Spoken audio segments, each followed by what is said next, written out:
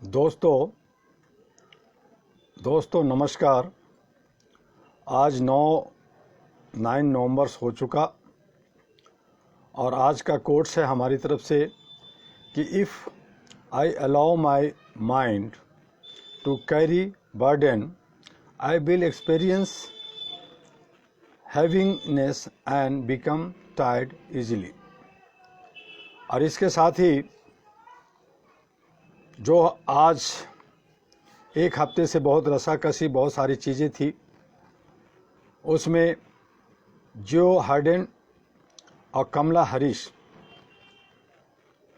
जब चुनाव हो रहा था, हमारे अमेरिका में बहुत सारे साथी बैठे, न्यूयॉर्क में बैठे, कैलिफोर्निया में बैठे, जॉर्जिया में बैठे, वाशिंगटन में बैठे और कई जगहों में, टेक्सास में, उन सब से मेरी बात हो रही थी।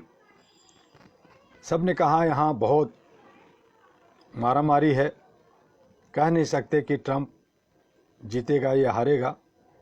तब हमारा अनुमान था कि ट्रंप हारेगा। ट्रंप ने अपनी पूरी ताकत, बिलियन टू बिलियन पैसे खर्च किए, सारे सोशल मीडिया, इलेक्ट्रॉनिक मीडिया का पूरा फ़ायदा उठाया, लेकिन जो उनके रवैया था उससे साफ जाहिर हो गया था कि ये जनाब जनता को नहीं जानते, नहीं समझते। जनता बहुत ही समझदार हो गई पूरी दुनिया का, ऊपर से कुछ दिखती है, अंदर से कुछ दिखती है, और यही हुआ। लोगों ने भारी बहुमत से जो बाइडेन और कमला हैरिस को विजय हासिल किया। मैंने रिजल्ट आने से पहले ही उन्हें बधाई भेज दिया था, दोबारा मैंने बधाई भेजा है। हालांकि अभी भी 214 और 274 का डिफरेंस, आपस की जो डिफरेंस होने के बावजूद भी ट्रंप सुप्रीम कोर्ट गए हैं और कहते हैं कि ये रिकाउंटिंग होनी चाहिए, मैं हारा नहीं हूँ। तो मैंने पिछली बार कहा था कि किसियानी बिल्ली खंबा नोचे। अब Joe Biden big boss, America के प्रेसिडेंट बनने जा रहे हैं, और कमला हैरिस जिनका लगाव भारत से रहा है, मिट्टी से, खून से जुड़ा हुआ है रिश्ता, वो वहाँ के डिप्टी प्रेसिडेंट अमेरिका बनने जा रही हैं। तो उन्हें बहुत बहुत बधाई। हमारे all India human rights association AHRA global जो विजन, हमारा जो चैप्टर है, हमारा न्यूयॉर्क में जो अहरा का जो चैप्टर है, उनके तरफ से उनके बहुत बहुत कंग्रेचुलेशन। मैंने सारे सोशल मीडिया के थ्रू भी और उनके पर्सनल मैसेज पे भी मैं भेज चुका हूं। और मैं जब भारत की बात करते हैं, बिहार की बात करते हैं, ये अगर कोरोना, ये महामारी नहीं आता तो अहरा नेशनल पार्टी बिहार में 243 कैंडिडेट खड़ा करने जा रही थी। उसकी हमने तैयारियां करीब कर ली थी, लेकिन महामारी ने हमें रोका।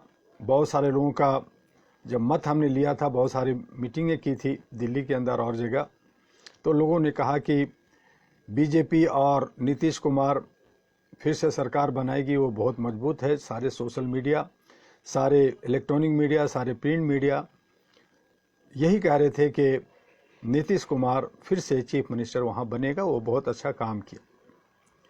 मेरे भी बहुत सारे जो अहरा और एएनपी से जुड़े हुए थे, वो लोग भी काफ़ी डरे सहमे, कहा कि नहीं, ऐसा नहीं हो सकता, हम लोग जो भी पैसा खर्च करेंगे, चाहे लाख हो, 2 लाख हो, 500 रुपया हो, वो सब बर्बाद चला जाएगा। दुआ जी आप अभी रुक जाइए।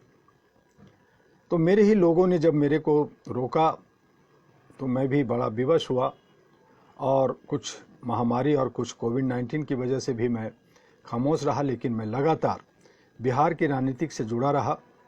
मुझे तेजस्वी की आरजेडी की तरफ से ऑफ़र भी मिला 2 सीट महागठबंधन में जाने के लिए, लेकिन वो दो सीट मिल रहे थे, वो ऐसे जगह देने चाहते थे जहां मेरे एक भी लोग नहीं थे, और मैं वहां कुछ कर नहीं सकता था। मेरे लोग ही आरजेडी के साथ नहीं जाना चाह रहे थे। तो ऐसी हालत में मैंने उस बात को कहा कि नहीं, ये तो बदनामी की बात है और मैं ऐसा नहीं कर सकता। तो मैंने ऐसा कुछ नहीं किया, लेकिन मेरा लगाव आरजेडी महागठबंधन के साथ रहा, और लगातार मैंने काम किया। मेरे बहुत सारे लोग विरोध किए, बहुत सारे लोग इंडिपेंडेंट खड़ा हो गए, छोटे छोटे पार्टियों के साथ चले गए, कुछ इधर गए कुछ उधर गए। शोषित वंचित लोग थे, वो लोग भी इंडिपेंडेंट खड़ा होकर के वोट काटने के मकसद से उन्हें बहुत समझाने की मैंने कोशिश की, इस वक्त आप लोग ना खड़ा हों, साथ दें और एक बदलाव की बात करें। लेकिन उन लोगों ने भी नहीं माने और बहुत लोग खड़े हो गए। कोई 4000 कैंडिडेट बिहार में खड़ा हुआ और उसमें से 243 को जीतना है। कल काउंटिंग होना है। वोट जब तक पड़ रहा था तब तक सारे सोशल मीडिया, सारे प्रिंट मीडिया, सारे इलेक्ट्रॉनिक मीडिया जितने थे, सब ने कहा कि नीतीश कुमार चीफ मिनिस्टर बनने जा रहे हैं, एनडीए की सरकार बनने जा रही है। वहाँ 2000 से ज़्यादा करोड़, 2000 करोड़ से ज़्यादा 8-8 हेलीकॉप्टर दौड़े। प्राइम मिनिस्टर से लेकर सारे कैबिनेट मिनिस्टर, बड़े बड़े मिनिस्टर ने खूब प्रचार प्रसार किया। कोरोना के हालत में डिस्टेंस के सारी पाबंदियों के बावजूद खूब भीड़ भाड़ भी हुआ, खूब हुआ। कल काउंटिंग होना है, कल रिजल्ट कल आना है। लेकिन आज मैं आपको कह रहा हूं कि सरकार आरजेडी यानी तेजस्वी चीफ मिनिस्टर बिहार का बनने जा रहा है, बहुमत से बनने जा रहा है। तो ये मेरी जो अंदर की जो करंट था, जो मैंने सबको समझा रहा था, वो नहीं समझे, कोई बात नहीं। लेकिन मुझे खुशी है कि जहां मैं सोच मेरी थी उसका विजय हो रहा है। तो मुझे अपने आप को गौरव महसूस कर रहा हूं कि मैं अंदर से जो मैं सोचा था, जो समझा था, उसकी जीत है। इसलिए मैं अपनी जीत इसे मानते हुए तेजस्वी जी को आज ही मैं उनको जीत की बधाई भेजने जा रहा हूं। वो चीफ मिनिस्टर की बधाई भेजने जा रहा हूं। लोग कल रिजल्ट देख कर करके भेजेंगे, मैं आज ही उनको बधाई भेजने जा रहा हूं। और अहरा और एनपी और आप सभी अहरा के सदस्यों की तरफ से उनको मैं बधाई भेजने जा रहा हूं। पिछले 1-2 दिन पहले ही उनका जन्मदिन भी हुआ। तेजस्वी दिल्ली में पढ़े, क्रिकेट में अपना करियर बनाना चाहते थे, आगे बढ़ना चाहते थे, नहीं बने। उनके पिताजी अभी जेल में हैं, लालू प्रसाद जी। लेकिन उस लड़के ने जो 30-31 साल का, मेरे से आधा समझ लीजिए, क्योंकि 31 साल में तो मेरी शादी मैंने किया था, तो 31 साल में सबसे युवा, भारत के सबसे युवा मुख्यमंत्री बिहार के बनने जा रहे हैं। और बिहार की राजनीतिक ऐसी है जो पूरे भारत को दशा और दिशा दिखाती है। जहां पूरा दमखम लगा दिया गया, 2000 करोड़ से ज़्यादा खर्च किए गए, बहुत सारे ताकतें लगाई गई, वो सारे परास्त होने जा रहे हैं। और वो दशा दिशा बंगाल अप्रैल में चुनाव है 2021 में, वहाँ भी दिखेगा। अभी वहाँ बीजेपी आरएसएस सब कह रहे हैं कि मेरी सरकार होगी, लेकिन मैं अभी से, वहाँ चुनाव शुरू नहीं हुआ, लेकिन मैं अभी से कह रहा हूँ कि सरकार अंततोगत्वा ममता बनर्जी की बनेगी, और ये चाहे जो भी कर ले। तो बिहार गया, बंगाल जाता है, कश्मीर जाएगा, और इसी तरह से बाकी राज्यों की शुरुआत हो गई है। और 3 साल पहले 2024 में लोकसभा चुनाव होगा। मैं आज से ही कह रहा हूं कि आरएसएस समर्थित बीजेपी का विकेट उखड़ जाएगा, सरकार गिर जाएगी, खत्म हो जाएगी। लोग मुझसे अभी से पूछ रहे हैं कि भाई दुआ जी ये बताइए कि अगर बीजेपी नहीं रहेगी तो क्या कांग्रेस आएगी? कांग्रेस भी नहीं आएगी मेरे दोस्तों। अब तो नया विकल्प बनेगा। अब अच्छे सच्चे लोगों को हम लोग जोड़ने की कोशिश कर रहे हैं। इसलिए आपसे इस वीडियो के माध्यम से, तमाम जनता से, तमाम बुद्धिजीवियों से, तमाम समझदार लोगों से, जिनको डर है कि मैं कहाँ से लाऊंगा करोड़ करोड़ इलेक्शन के लिए, लेकिन मैं इलेक्शन लड़ना चाहता हूँ, मैं देश के सेवा करना चाहता हूँ, वो अहरा एनपी कार्यालय आएँ, हमसे बात करें, हम आपको रास्ता देंगे कि पैसा का व्यवस्था कैसे हो सकता है, आप सही माने में जनप्रतिनिधि कैसे बन सकते हैं, किस तरह से पार्लियामेंट में जा सकते हैं, ये तमाम चीज़ें आपको बताया जाएगा। हम लोग उस पर काम कर रहे हैं। और ये भी कोशिश कर रहे हैं कि भारत के अंदर जो 5000 पार्टियां हैं, जो रजिस्टर्ड हैं, जो हर 5 साल पे हर जगह इलेक्शन लड़ती है, इंडिपेंडेंट लड़ती है, वो इंडिपेंडेंट ही कह सकते हैं, चूँकि पार्टियां तो है लेकिन उनका जो है सही सोच नहीं है, सही मैनेजमेंट नहीं है, बहुत सारे शोर मचाते रहते हैं, धरना प्रदर्शन भी करते हैं, काफ़ी लोगों को जोड़ भी रखा है। लेकिन सही दशा दिशा नहीं होने की वजह से वो आगे नहीं निकलते। तो वो लोगों से भी मेरी अपील है कि वो लोग लामबद्ध हो जाएं, एक साथ मिल करके उसमें से 542 कैंडिडेट को सेलेक्ट करें, चुनें और आपस में मिल करके एक गठबंधन के साथ, राष्ट्रीय गठबंधन के साथ जो हमने एनपी ने बनाया है, वो आपके लिए है, मेरी नहीं है। वो सब मिल करके उसमें काम करें। और ये जो बड़ी बड़ी, चाहे वो बीजेपी हो, चाहे कांग्रेस हो, चाहे और भी पार्टियां हों जो अपने को बहुत बड़ी कॉरपोरेट हाउस बना ली है, मैं नाम लेके कह रहा हूँ, इनका सिर्फ कुर्सी चाहिए, सत्ता चाहिए, देश की सेवा, समाज की सेवा से कोई मतलब नहीं है। अमीरी गरीबी का जो है ये डिस्टेंस बढ़ा करके, लोगों को बेवकूफ़ बना के, जुमलाबाजी कर करके, झूठ सच बोल कर करके, गलत गलत वादा कर करके ये जो देश का बिंडा धार कर रहे हैं, ये जो बर्बाद कर रहे हैं, वो अपना भी बर्बादी करते हैं तो और समाज को भी बर्बाद करते। कहीं ना कहीं जो हमारे लीडर हैं उनके बच्चे भी हैं, उनकी बीवी भी हैं, उन तमाम लोग जो इफेक्टेड होते हैं, उससे हमें उबारने के लिए हम सबको एकजुट होना होगा। और हम सब मिल कर करके अभी से थोड़ी थोड़ी तैयारी करें और 2024 में जितने भी कॉरपोरेट हाउसेस पार्टियां हैं, बड़ी बड़ी पार्टियां हैं, मैंने कहा पार्टी लेस होनी चाहिए, लेकिन पार्टियां जितनी भी हैं, चूँकि उसी बहाने उसी एक बैनर पे लोग जुड़ते हैं तो इसलिए पार्टी होती है।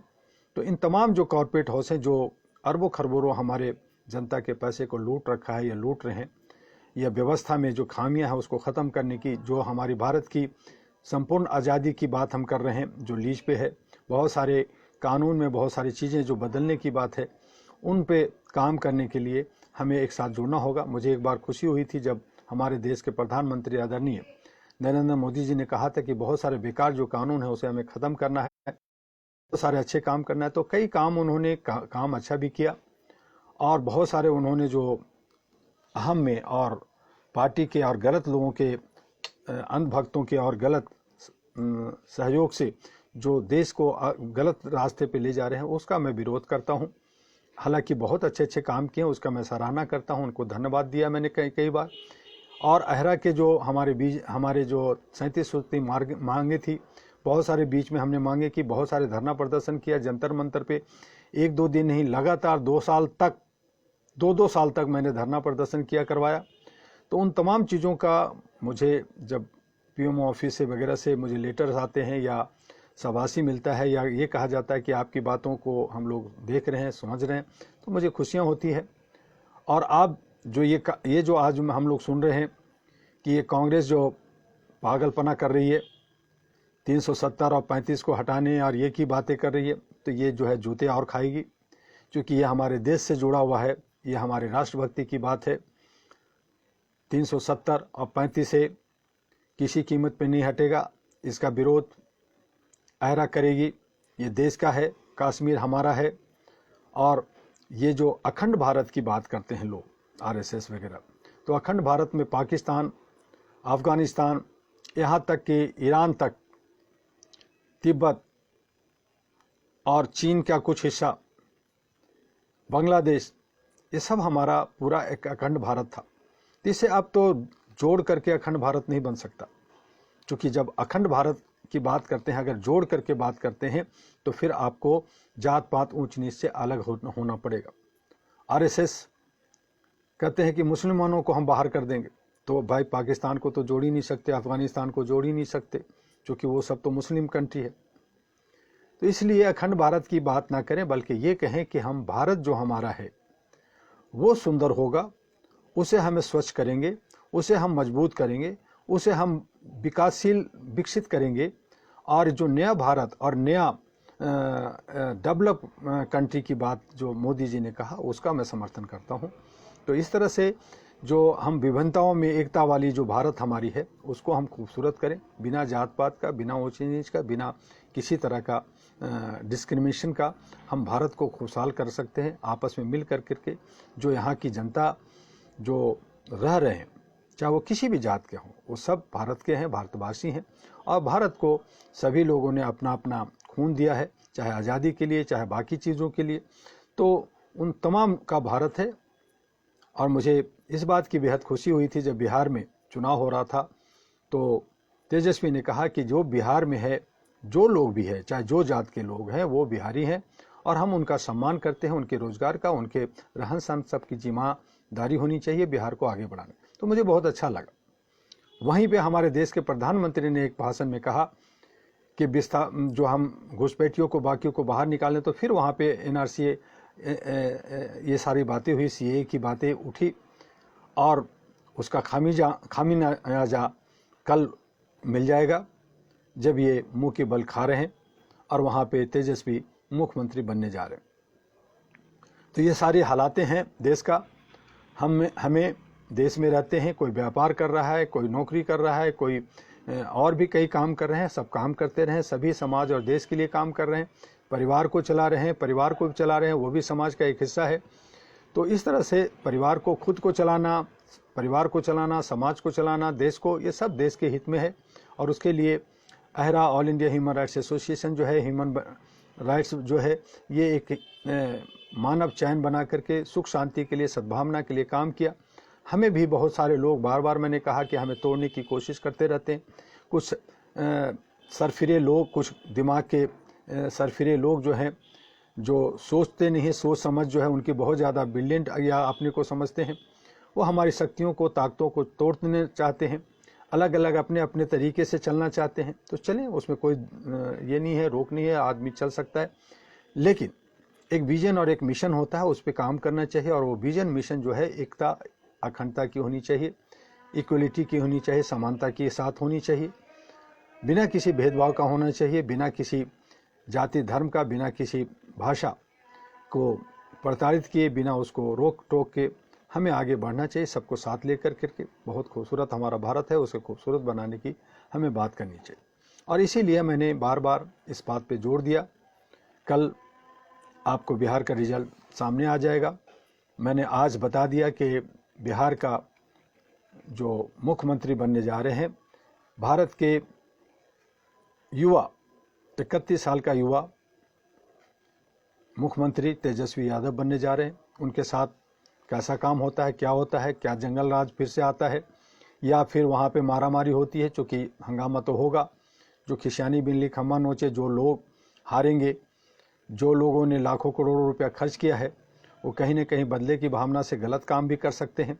तो लाइन एंड ऑर्डर जो कानून है, उसको भी संभालने की वहाँ ज़रूरत है, क्योंकि भारत को दशा दिशा बिहार दिखाती है और वो जो है बेहतर बने।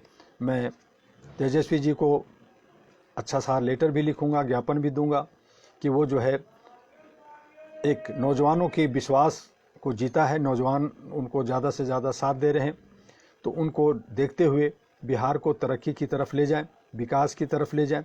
बहुत सारी योजनाएं, परियोजनाएं जो अहरा नेशनल पार्टी ने बनाई थी, जो मैनिफेस्टो तैयार की थी, उसकी कॉपी भी मैं तेजस्वी जी को भेजने वाला हूं, ताकि वो उससे कुछ अगर वो सीख सकें या उससे वो कुछ चीज़ें ले सकें और बिहार के लिए डेवलपमेंट, पर्यटन के मामले में, यहाँ वहाँ पे महिलाओं के मामले में, वहाँ पे बच्चों के रोजगार और नौकरी के बारे में, शिक्षा को और स्वास्थ्य पे नज़र देंगे। तो इन तमाम चीज़ों को मैं विस्तार से उनको भेजूंगा और आपके सहयोग से वो अहरा की तरफ से होगा।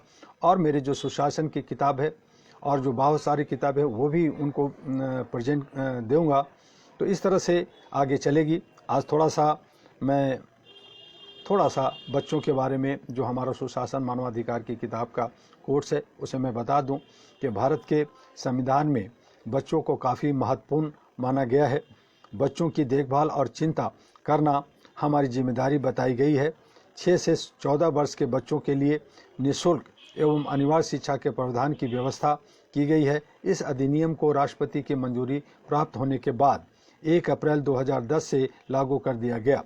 14 वर्ष से कम उम्र के किसी भी बच्चे को किसी फैक्ट्री अथवा खान में अथवा किसी अन्य जोखिम भरे रोजगार के कार्य में नहीं लगाया जा सकता। इसी के साथ बच्चों को स्वस्थ तरीके से स्वतंत्र दिशा में गरिमा के साथ विकास के लिए अवसर एवं सुविधा दिए जाने तथा शोषण एवं नैतिक व भौतिक उपयोग के से बचपन में युवावस्था की रक्षा के लिए प्रावधान है। मेरा मानना है कि बच्चों के कल्याण के लिए एक राष्ट्रीय नीति बनाई गई। बच्चों की देखभाल करने के लिए तमाम नियम और कानून बनाए गए। उसी तरह बच्चों की शिक्षा पर ध्यान देने के लिए भी कई तरह के नियम बने। इसके बावजूद अभी भी हमारे देश में बच्चे जोखिम भरे कामों में लगे रहते हैं। गरीब घरों के बच्चे आज भी स्कूल नहीं जा पाते। हमारे यहाँ बच्चों का भविष्य पश्चिमी देशों के मुकाबले अच्छा नहीं माना जाता। बच्चों को पौष्टिक आहार नहीं दिया जाता। बच्चे आज भी उपेक्षा, कुपोषण और शोषण के शिकार होते हैं। शारीरिक रूप से विकलांग बच्चों की स्थिति और बदतर है। इन सब विसंगतियों को दूर करने के लिए सबको खुले मन से विचार करने की जरूरत है और जो भी कानून बने उन कानूनों के अमल के लिए सब स्वेच्छा से कार्य करें। यदि हम एक मानव बनकर मानवीय मूल्यों के अनुसार मानवाधिकारों को ध्यान में रखकर सोचेंगे तो तमाम परेशानियां अपने आप दूर हो जाएगी। बच्चे सिर्फ बच्चे होते हैं, लेकिन हमारे यहाँ उन्हें गरीब और अमीर के रूप में देखा जाता है। मेरा सुझाव है कि बच्चों को राष्ट्र की सर्वोच्चतम धरोहर व संपत्ति मानते हुए उनके बारे में सम्यक दृष्टिकोण अपनाना होगा। देश में यह नियम होना चाहिए कि हर व्यक्ति का बेटा व बेटी कम हो से कम 12वीं तक अवश्य पढ़े। इसके लिए सरकार का दायित्व है कि गरीब लोगों को इसके लिए प्रोत्साहित करे और उन्हें आगे आने के लिए प्रेरित करे। गरीब घर के बच्चे यदि अनपढ़ रह जाएंगे तो वे भी अंधकार में जीते हुए आगे बढ़ेंगे। वे देश के निर्माण में कोई योगदान नहीं दे पाएंगे। इसके लिए मेरा मत है कि देश में शिक्षा और स्वास्थ्य की निःशुल्क व्यवस्था की जानी चाहिए। खासकर शोषित, वंचितों व आम आदमी के बच्चों के लिए ये व्यवस्था जरूर होनी चाहिए।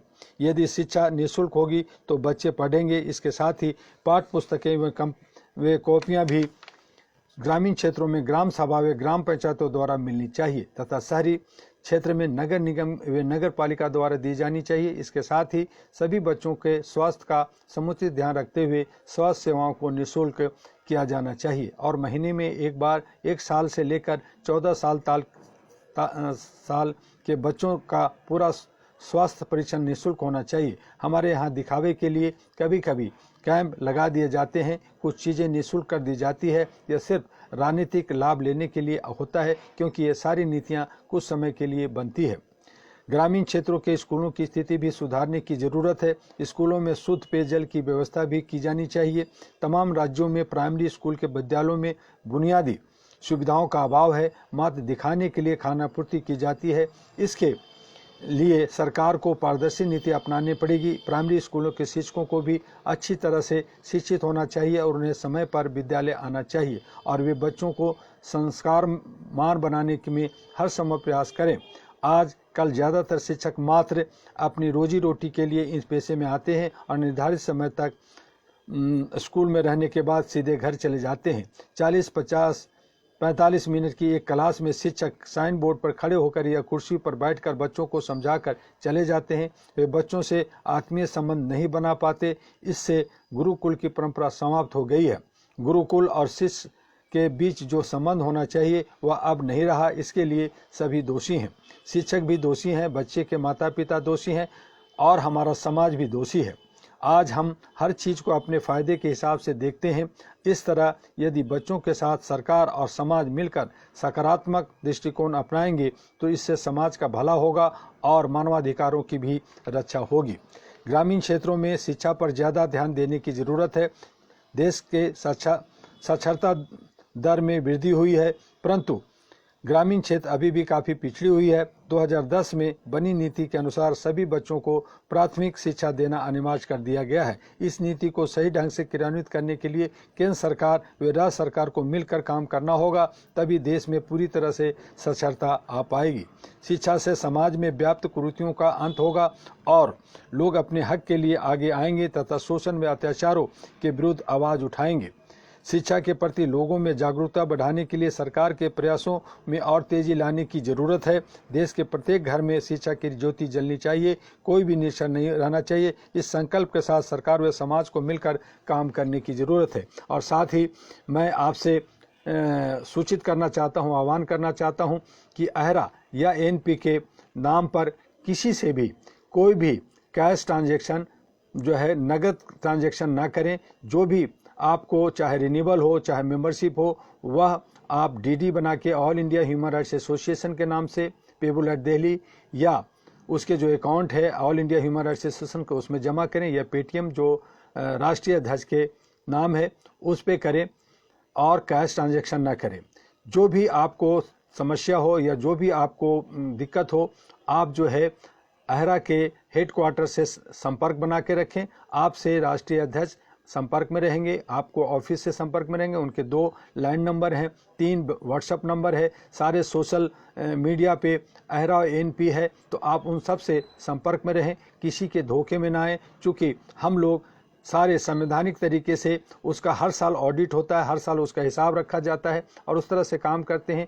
नया साल आने वाला है, बहुत सारे लोग डायरी कैलेंडर बनाते हैं, तो जो लोग भी बनाते हैं वो अपना प्रूफ, अपना प्रारूप दिखाएं। उसमें अहरा का लोगो और हेडक्वार्टर का फ़ोन नंबर और एड्रेस होना बहुत ज़रूरी है, तो उसका ध्यान रखें। आप अपना फ़ोटो लगा सकते हैं, आप अपना भी कॉन्टेक्ट नंबर डाल सकते हैं।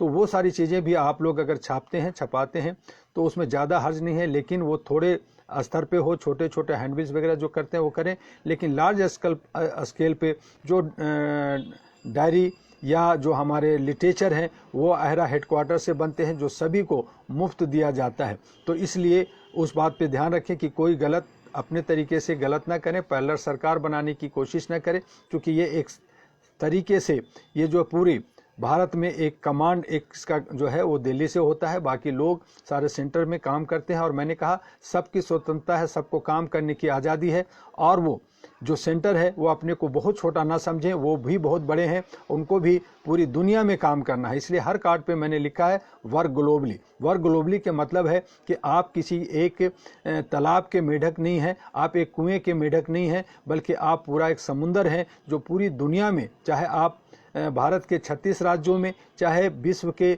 203 देशों में, जहाँ कहीं भी आप जाना चाहें, जहाँ कहीं भी आप काम करना चाहें, एक इंसानियत के लिए, मानवता के लिए, ह्यूमैनिटी के लिए काम करें, लोगों को जोड़ें और एक ह्यूमन चैन बना करके अच्छे और सच्चे ईमानदारी के साथ आगे बढ़ें। आप अगर बैनर को बढ़ाएंगे, आप अहरा को बढ़ाएंगे, तो आपका कद बढ़ेगा, आपका नाम होगा और अच्छे सच्चे बनेंगे। जो लोग गलत नियत से संस्था में आते हैं, कुछ टाइम तक रहते हैं, कुछ सीखते हैं और अपना डफली बजाते हैं, तो वो जो है थोड़ा आगे चल सकते हैं। उनके साथ मेरी शुभकामना भी होती है, मैं उन्हें हमेशा प्रोत्साहित भी करता हूँ। ठीक है, आप अगर अलग बढ़ना चाहते हैं तो बढ़िए, लेकिन वो गिरते हैं और ऐसे गिरते हैं कि फिर वो उठ नहीं पाते, तो मुझे बड़ा अफसोस होता है। ऐसे बहुत 33 वर्षों में मैंने देखा। आपसे भी है कि कई लोग ऐसा सोचते हैं कि मुझे भी अध्यक्ष बनना चाहिए, मैं भी एक संस्था चला सकता हूं, मैं भी एक पार्टी से। ऐसे ही 5000 पार्टियां हैं, 42 लाख से बहुत सारे एनजीओ भारत के अंदर है, लेकिन कितने फलीभूत हो रहे हैं, कितने आगे जा रहे हैं, ये आप बेहतर जानते हैं। इन बातों को ध्यान रखें और हमेशा अहरा हेडक्वार्टर दिल्ली से संपर्क में रहें। आज बस इतना ही। आपका डॉक्टर एमी दुआ रोज आपसे 1 बजे फेसबुक पे आएंगे। आइए और अपने विचार भी हमें शेयर कीजिए, भेजिए, ताकि आपसे व्हाट्सएप पे और बाकी सोशल मीडिया से आपके संपर्क में रहें। जय हिंद, जय भारत।